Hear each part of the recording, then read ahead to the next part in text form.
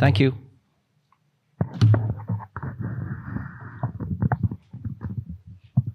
Oh, sorry, Maureen, you have to leave, don't you? You have an appointment? It's a special family event. It's for my child, so. She's getting courted at the National Honor Society in the auditorium at 7, so please forgive me for leaving on you all. Thank you. Thanks, Maureen. Terrific.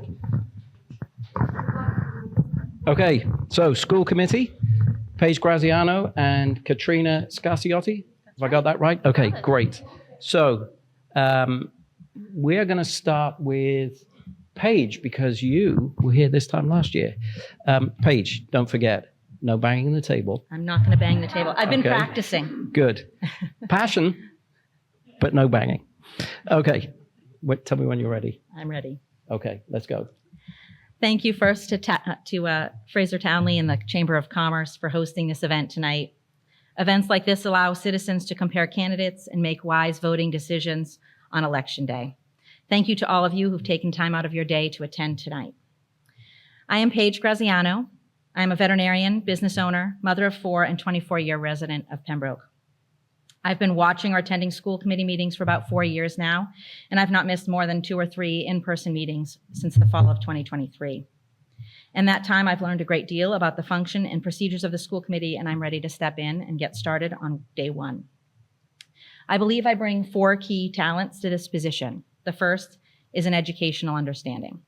My kids and I have been involved with public schooling, vocational high school, homeschooling, and dual enrollment. We've hosted a handful of exchange students and have learned about their educational processes as well. I've taught at home, in co-ops, through 4-H, and as a veterinarian. The second is financial acumen. My experience as a successful small business owner and employer will be crucial to both the budgeting and bargaining processes.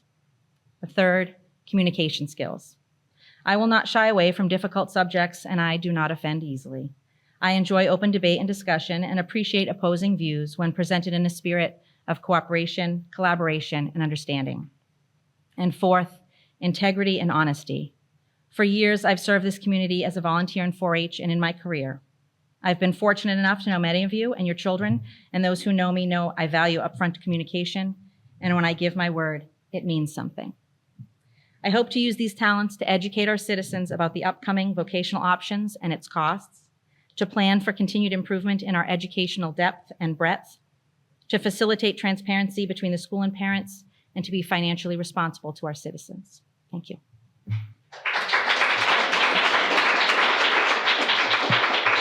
Thank you, Paige. And under time. Congratulations. I've been practicing. Good job. Okay, Katrina, let me know when you're ready. All right, I'm ready. Okay, let's go.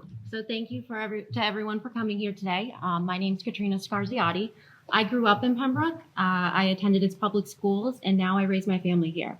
I have 2 daughters, an 18 and 7-year-old. My youngest actually attends the same elementary school that I did, Hamamock. And to be totally transparent, I had absolutely no intention of running this year. But when I saw how politics and culture wars were being woven into our schools, I knew I had to stand up and do something. I knew I had to set an example for my daughters to show them what we do when we know something isn't right. I'm also a registered independent, and I only bring that up because I'm not aligned with any party, and I'm not interested in being aligned with anyone other than those who can come to the table, put their personal beliefs aside, and seek out that common ground to do what's best for our schools, our students, and our community. And that's a skill that I've learned through my professional experience in HR. Currently, I support about 10 oil refineries throughout the US and in Canada. So I could start my day with a phone call with an engineer up in Breslau, Ontario, and then end it with a video chat with a operator down in Wichita, Kansas. It's finding that common ground and connecting with people that we so need on the school committee. And I think that's an invaluable asset that I could bring. And now more than ever, we need a strong, reasonable candidate who's able to cut through that noise and give real answers and find that common ground. And I know that I'm that candidate.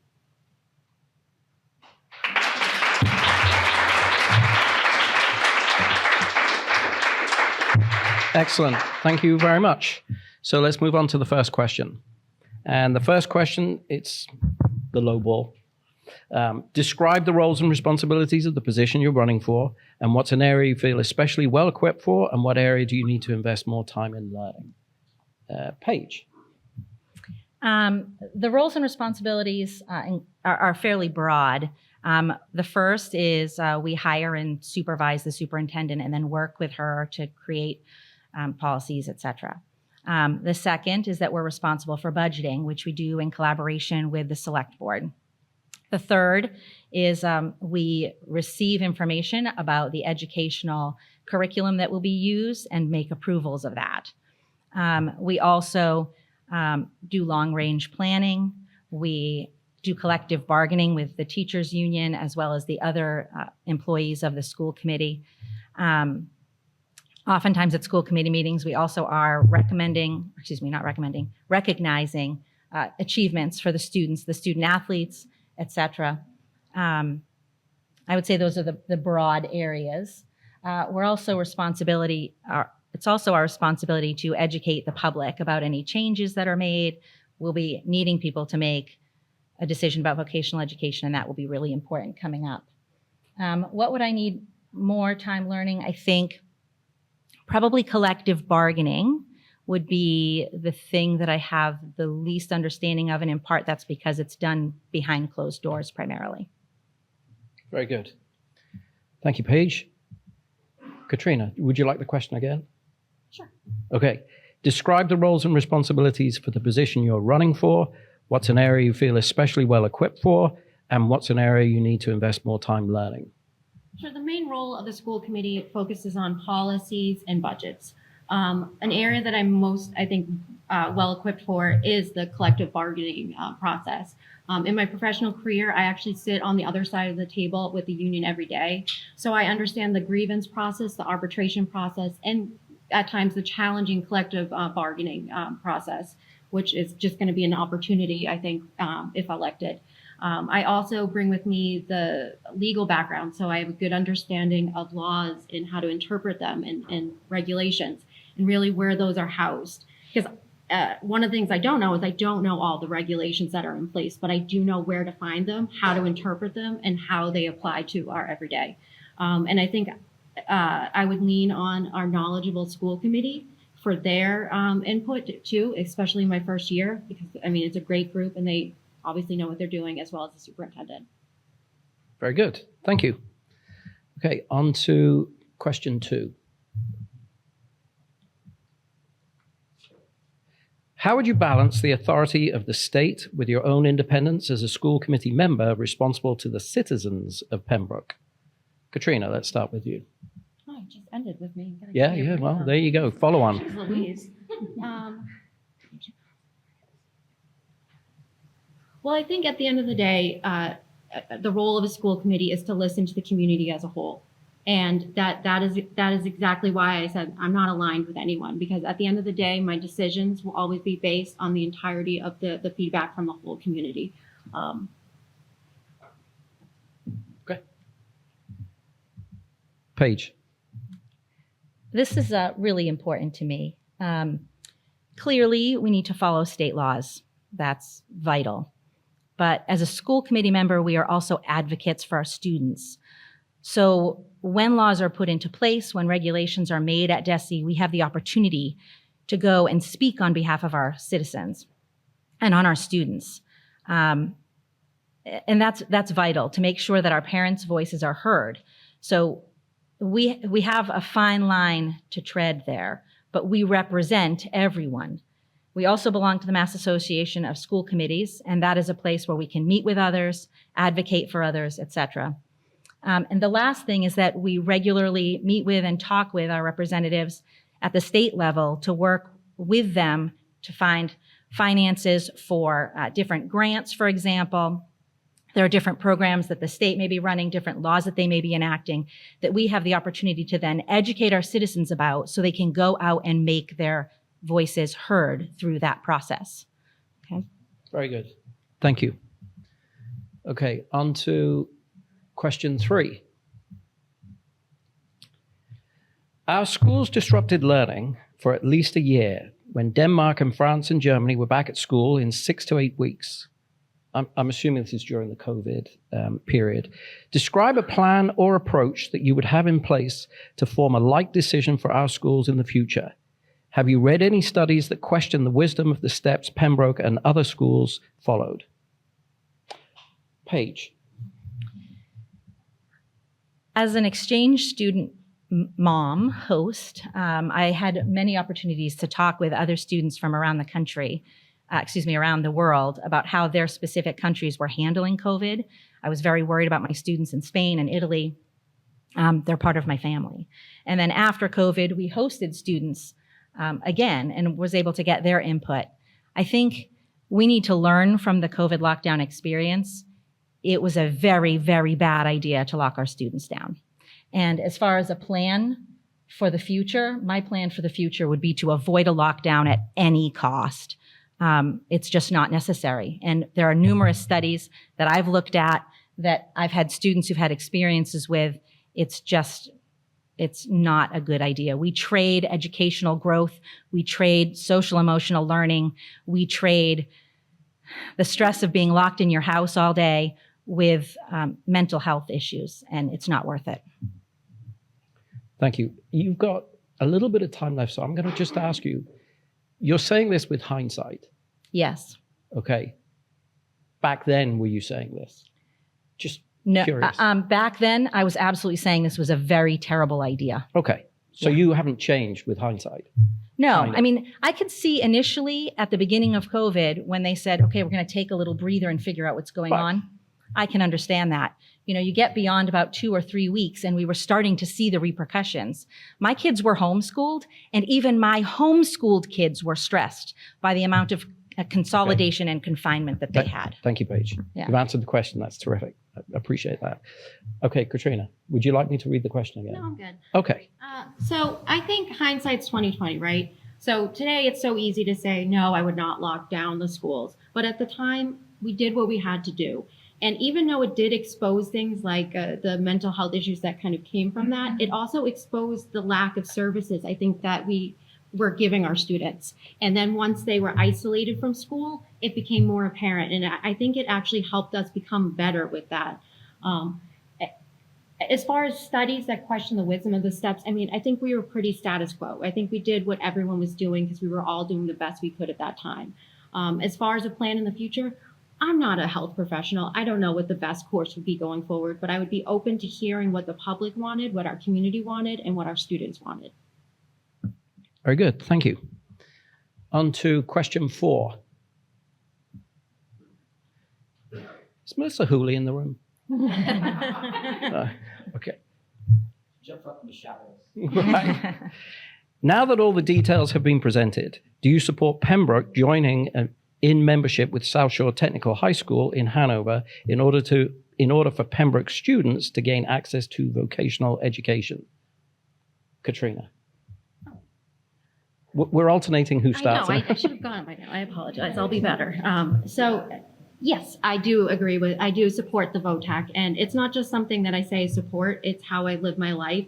I mean, in my professional life, I started at the bottom level, entry-level job, and I worked my way up to legal, to senior paralegal, and then used those skills to become an HR business partner of over 10 oil refineries. You know, and my oldest, she was in the public school system, and we actually took her out of Pembroke because we went to a charter school that offered some trade availability to her because that's what she needed. I think very much that kids, their path to success is not one road. And giving a VOTAC option would just open up that for so many kids. And I think there's a misconception that if kids go to VOTAC, that means they're not going to go the traditional college route. And that's actually not true. I think it's like 38 to 40% still actually go on to college. So it's just another tool in their tool belt to be successful. Thank you. Paige. I 1000% support us joining the Vocational Technical High School in Hanover.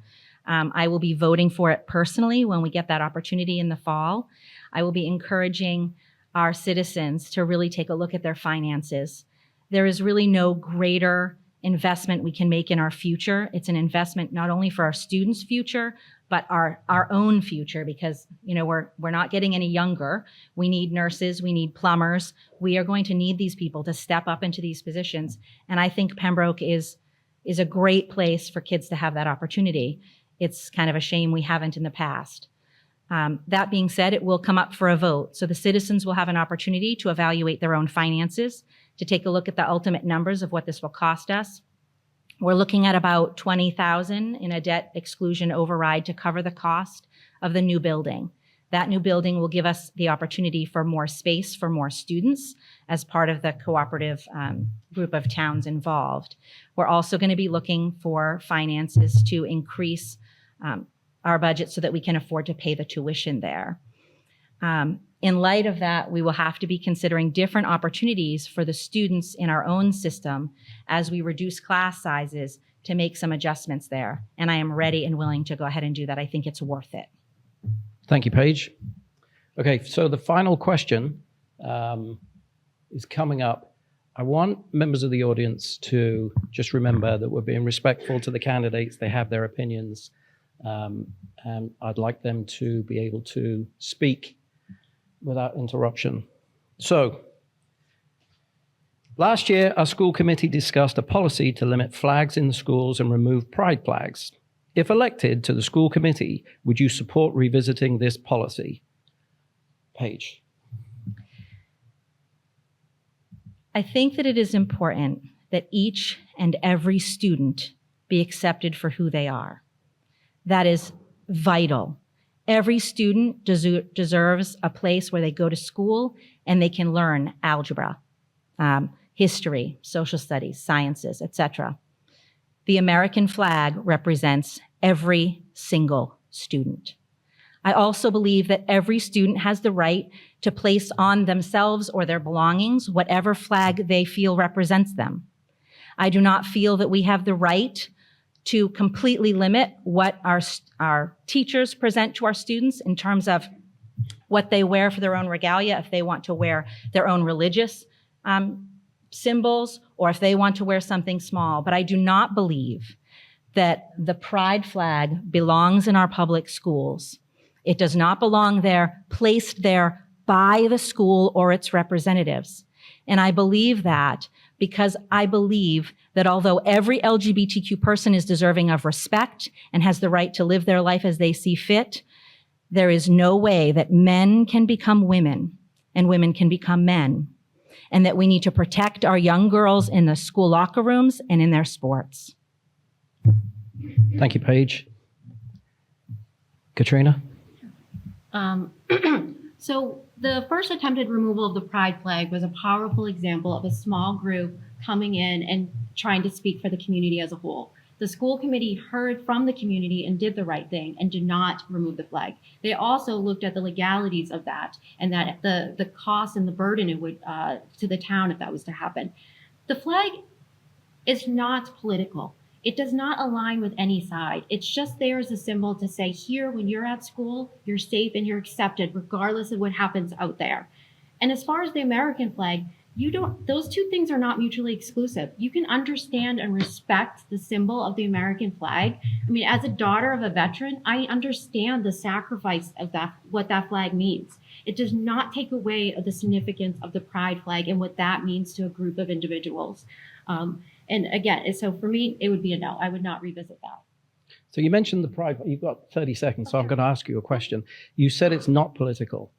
You don't think the pride flag's political. Do you think the pride flag's political? Unfortunately, what started out as something that represented a group of people who were not being treated with respect, it's been taken over by a group of people who are extremists. So it's political? Yes, it's become political. Okay. I got 12 seconds left, so I'm going to say, the thing about the pride flags, it doesn't care if you're Republican or Democrat. It doesn't care if you're a liberal or conservative. You're still respected under that. You still have a place that you can feel safe, and it doesn't have to be political. Okay. Can I make one quick assessment? Is this an assessment? It's a quick aside. I'll give Katrina the same. If that is the case, why is it that people have been threatening me since I put my position up? Which is not acceptable.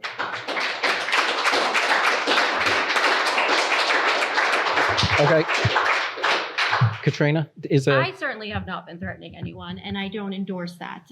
But the thing as when you become a public person and you're running a campaign, when you say things, you have to be ready for what comes back. And when you call a pride flag a flag of lies, it's going to cause certain emotions, and it's not always the emotions you're going to want, and you're going to get those people who are upset. How would you define a woman? Wait. Okay, I'm the moderator, Katrina. I'm sorry. We're not going to have those questions. We're just going to move to the closing. Perfect. Okay?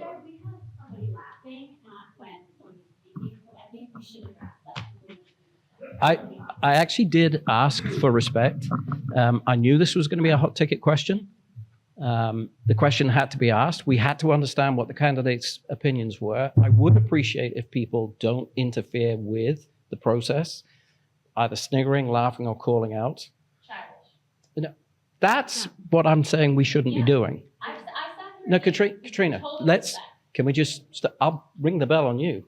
I think you should ring the bell. Just ring the bell once. Please do. I actually want it. Yeah. Thank you so much. Thank All you. right. So, Katrina. Closing? Oh, I pressed a button. There we go. Closing. Let's go. All right. I want to take this moment and remind you the type of candidate I am. I'm the type of candidate who will seek to find common ground and bring that with me to the school committee. My professional experience has taught me how to meet people where they are and to find that common ground. I will also bring my extensive union experience, which will be very helpful during the challenging collective bargaining that's coming up. And I'm just going to say, you may notice that I haven't been relying on any people's endorsements, and that's something I'm proud of. And I'm proud of that because I refuse to play the political game. I refuse to align myself with any one group or any party. In fact, when I was out in the community, I would speak to people who would say they were going to vote for me, but they would say that they weren't going to talk about it publicly for fear of upsetting their base.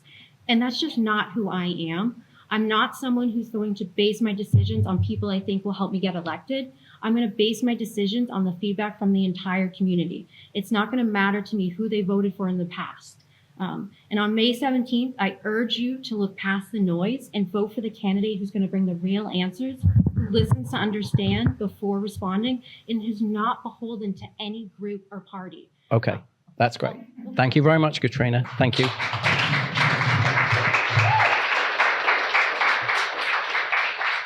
Paige, I hope you don't overrun, but if I will do, not. I will give you the same I will 5 be seconds fine. or so. Okay. I will be fine. Let me know when you are. I'm ready. Okay, go. Over my half century of existence, I have built my life upon a firm foundation.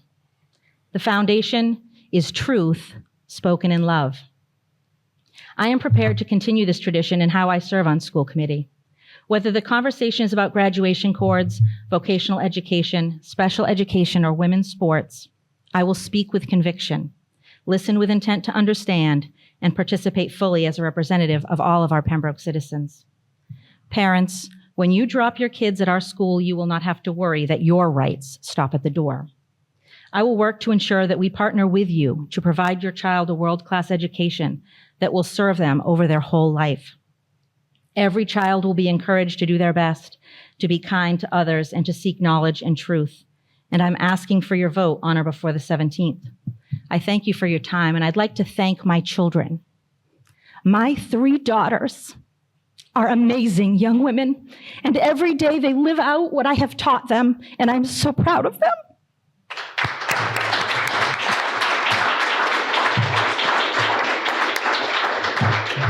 That's fine. Hi, Casey Holland, 27 Bryson Way. It's kind of a long question, so sorry. While I do support the membership into the VOTEC, I want to preface my question with that statement.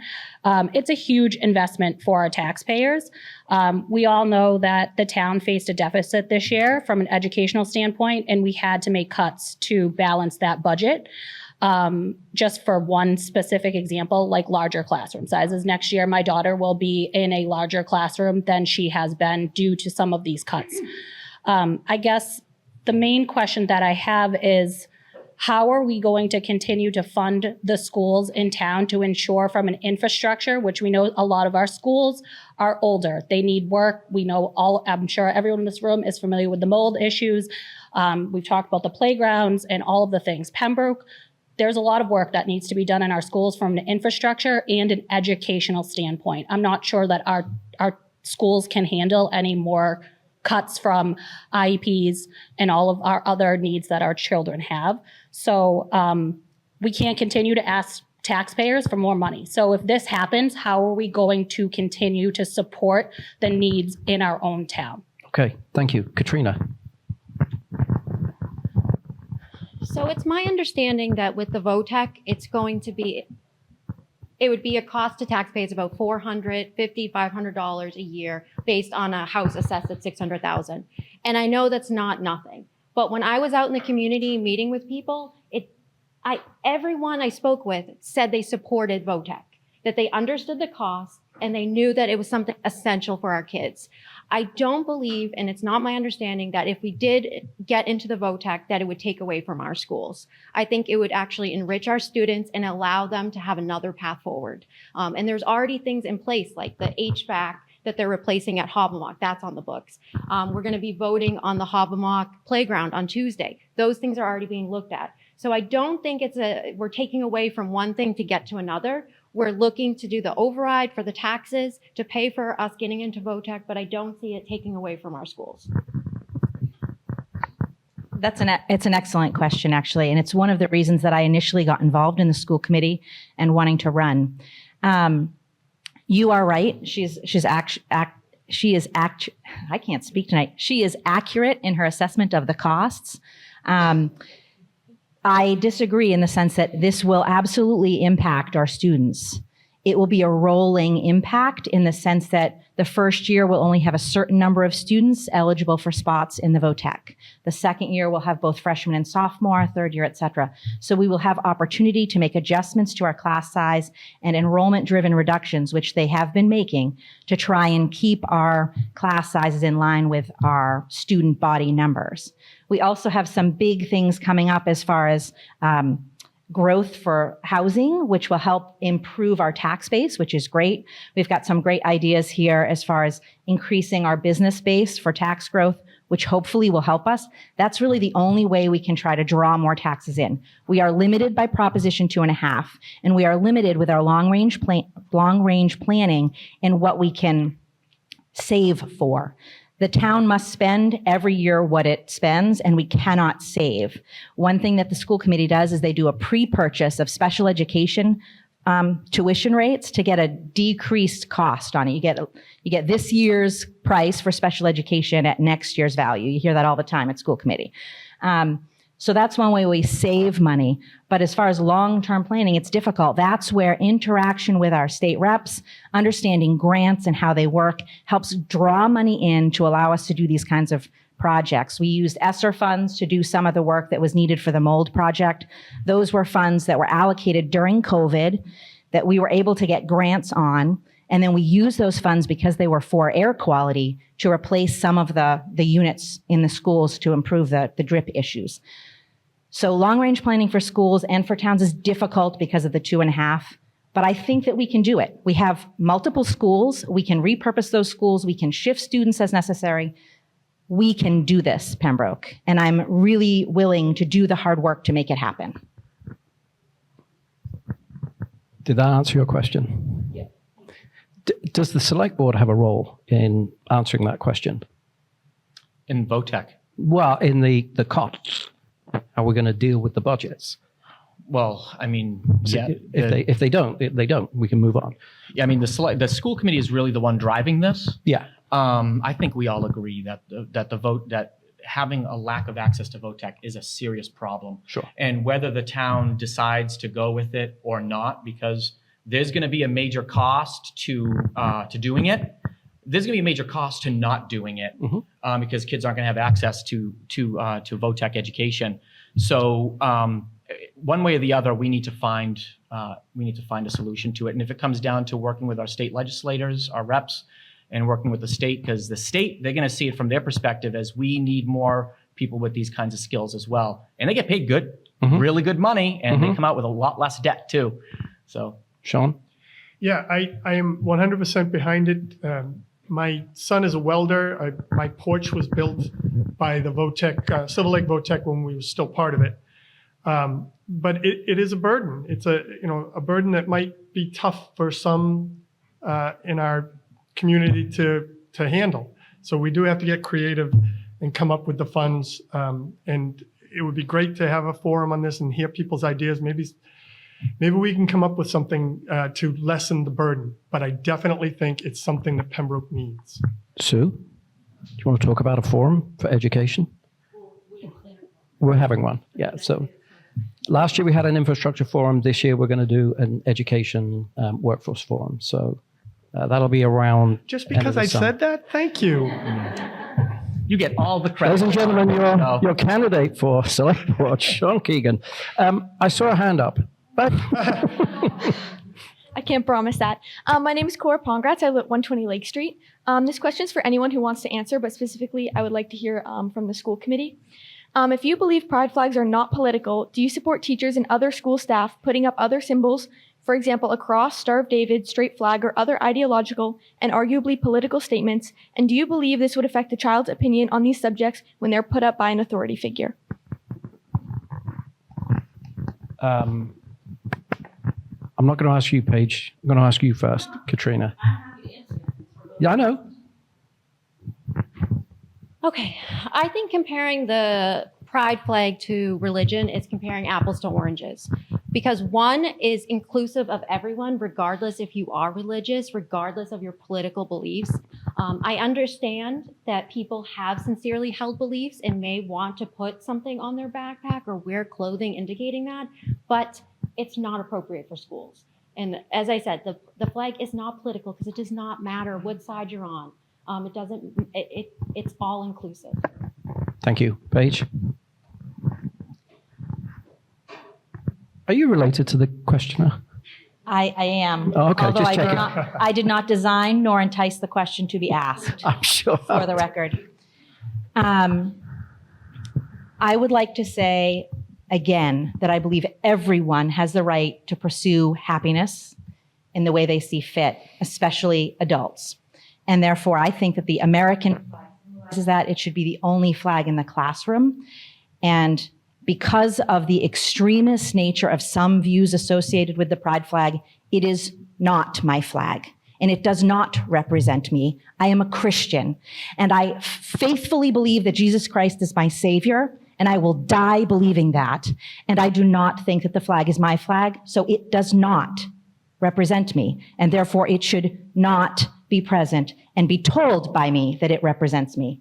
And I truly, honestly hope that every person in this room understands, I believe that you have the right to live the way you see fit, and I have the right to believe what I believe. And that is how it should be.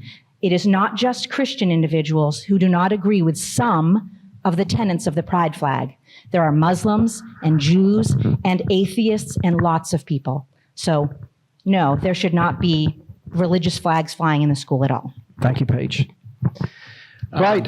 I think that we should be able to respond to that as well. It was to anybody who wanted to answer, right? No, we are. Look, we've got a choice here, Steve. We have to be out of here by 8. We've got 3 minutes, and we have 2 minutes right? worth. Yeah. Exactly. So give me 30 seconds. So if she asks for anybody who's willing to answer the question. That is true. Yes. And so I would say, I think this is part of the issue, right? Is that some people think it's political. Some people think it's not political. There's all this heat, and it's all political heat around this issue. This is clearly a political issue. And this is part of the issue as well. And this is why in the ruling of Shurtleff v. Boston, the city of Boston tried to arbitrarily choose what flags it could put up and which ones it couldn't. It wanted to put up, for example, this flag and said, you can't do that flag. And it went to the Supreme Court, and the Supreme Court said, you can't do that. You have to either allow all of them and you have to allow none of them. Now, if you allow all of them, that's a very slippery slope. Just like the example brought up, you have to start allowing some flags that are now religious in nature, potentially. Now you have to start allowing some flags that are really ugly flags that we don't want to see in the schools. And we have to be very careful with that. We have to be careful of the arbitrary choices. So it's safer to allow none of them and stick with the flags that we all identify with. Where's that bell? Sean, did you want to say something? Just real quick, it shouldn't be a political issue. It's been turned into one. It shouldn't be political. That's it.